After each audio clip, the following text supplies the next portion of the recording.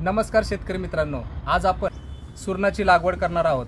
त्यासाठी असे छोटे छोटे आपण कंद घेतले आहेत जे वर्षभरासाठी आपण साठवणूक करून ठेवले आहेत। निसर्गाच्या संकेतानुसार असे कोंब यायला सुरुवात होतात, त्यावेळेस समजायचे की आपल्याला हे सुरण आता लागवडीस तयार झालं आहे। हे दिसतायत, हे त्याचे साईडचे कोंब आहेत। हे आपण याला डोळे सुद्धा म्हणतात किंवा त्याची पिल्लं।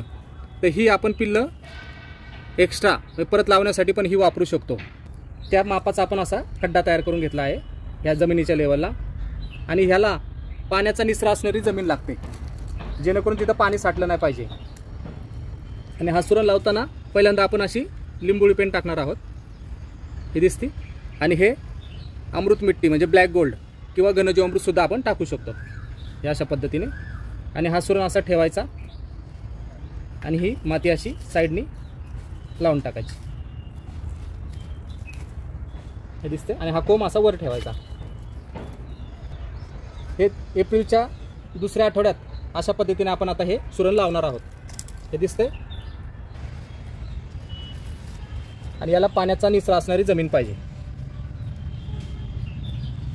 आणि या सुरणाची पूर्ण वाढ होण्यासाठी 8 ते 9 महिने लागतात।